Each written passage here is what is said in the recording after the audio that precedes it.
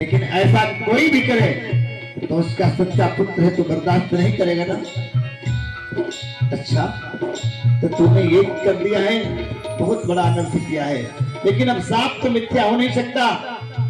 एक शिष्य को, गौरप्रभ नाम के शिष्य को भेजा कि जाओ जाकर के परीक्षित जी को बता दो कि तुमको ठीक 7वें दिन मरने का श्राप मिला है, अगर अपनी मुक्ति का कोई उपाय कर सको तो कर लेना। वह शिष्य चल देता है। श्री सूत जी महाराज कहते हैं, और उधर जैसे ही परीक्षित ने अपना वह मुकुट उतार करके रखा, हाय भगवान, अब उनकी आत्मा ही उनको कोसने लगी। अब आत्मा चिल्लाने लगी, हाय हाय तुमने ये क्या किया। अब तो राजा का मन ही मन आप ही आप पछताने लगा, अपनी करनी कर तूतों पर, अपनी काली कर तूतों पर खुद हाय हाय चिल्लाने लगा, अपनी काली कर तूतों पर।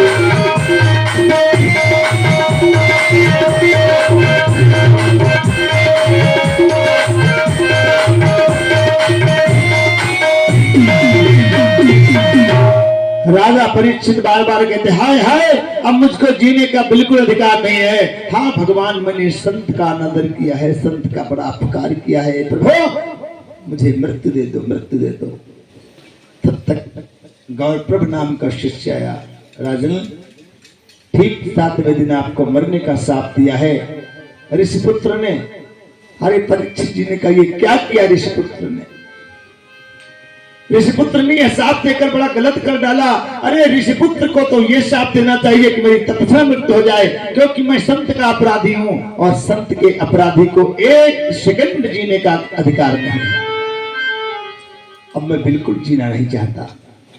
परीक्षित जी ने सारे वस्त्रों को वहीं पे त्याग दिया, अपना राजसी मुकुट सब कुछ वहीं पे त्याग दिया और बिल्कुल लंगोटी लगा करके चल दिए गंगा जी की ओर। इस कथा से यह भी शिक्षा मिलती है कि हमको विषय वासनाओं में इतना लिप्त नहीं होना चाहिए कि मौका पड़े, जरूरत पड़े तो हम उसको भी छोड़ के न जा पाए। इसीलिए अपने पुत्र को स्नेह करो, पत्नी को प्रेम करो, लेकिन इतना करो कि मौका पड़ जाए तो उसके बिना रह भी सको महीने 2 महीने। इतना न रह सको कि हाय भगवान अब क्या करें, हमारे तो प्राण निकल जाएंगे बिना उसको देखे।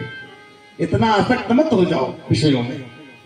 कुछ लोग हैं, तुलसीदास हैं, 2-4 हैं, काहे बताए, यहां भी है, लेकिन हम बताएंगे नहीं किसी तुलसीदास को।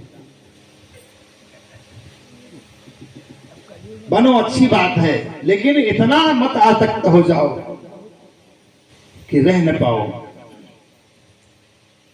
क्या हम नहीं हैं विवाहित? हम भी विवाहित हैं, लेकिन हम बस उतना ही रखते हैं कि अगर टाइम पड़ जाए 2-4 वर्ष 10 वर्ष और हमेशा के लिए रह सके।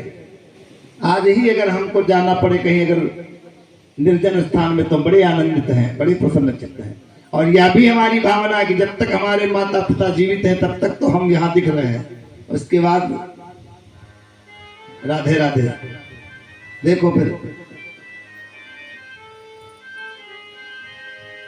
तो परीक्षित जी ने सब कुछ 1 क्षण में त्याग दिया और चले गए गंगा जी के तट पे। अब तो सारे संतों को जैसे मालूम हुआ आज परीक्षित को साफ हुआ है, और जब सज्जन व्यक्ति को कष्ट मिलता है ना तो सारी जनता दुखित हो जाती है, सारी जनता दुखी हो जाती है।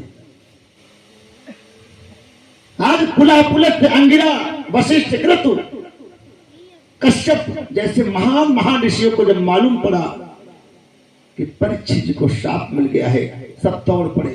गंगा जी के तट पर 25,000 संतों का जमावड़ा इकट्ठे।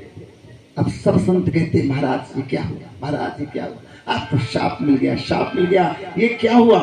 परीक्षित जी महाराज हाथ जोड़ करके मुस्कुराने लगे, महाराज ये शाप नहीं है, ये वरदान है। बोले वरदान? इतना बड़ा शाप और तुम वरदान कह रहे हो? और क्या वरदान ही है। क्यों? क्योंकि तुलसी संत समागम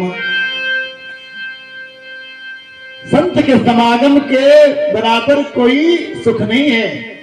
तुलसी संत समागम समन लाभ कछु आन। अरे अगर हमको सांप न मिलता तो मैं कहां कहां ढूंढता आप संतों को, एक एक घर कहां जा पाता 25,000 संतों के घर। और आज इकट्ठे 25,000 संत हमको दर्शन दे रहे हो, ये सांप नहीं है, ये वरदान है महाराज, ये वरदान है। अब आप में से कोई ऋषि ऐसा हो जो मुझे बता सके कि जल्दी मरने वाले व्यक्ति को क्या उपाय करना चाहिए। लेकिन सूत जी महाराज कहते वहां पर किसी मुनि ने, किसी ऋषि ने, किसी विद्वान ने उन परीक्षित जी की बातों का समुचित उत्तर नहीं दिया। अब परीक्षित जी को कथा कौन सुनाएगा? सुखदेव जी महाराज। तो सुखदेव जी का नाम क्या है? देवरात। और विष्णु जी का नाम, इनका परीक्षित जी का क्या नाम है? विष्णुरात। और देखो दोनों ऐसे व्यक्ति हैं जिन्होंने जन्म तो बाद में लिया लेकिन प्रभु का दर्शन गर्भ में ही कर लिया। परीक्षित जी ने भी गर्भ में ही भगवान के दर्शन कर लिए और सुखदेव जी ने भी गर्भ में ही भगवान के दर्शन कर लिए। अब सुखदेव जी को प्रेरणा हुई, आकाशवाणी चलो सुखदेव जी चलो, आज तुम्हारी आवश्यकता परीक्षित जी को है। सुखदेव जी तत्क्षण उठ पड़े और सुखदेव जी कोई वस्त्र नहीं धारण करते, बिल्कुल निर्वस्त्र दिगंबर होकर के जिस गांव से जाते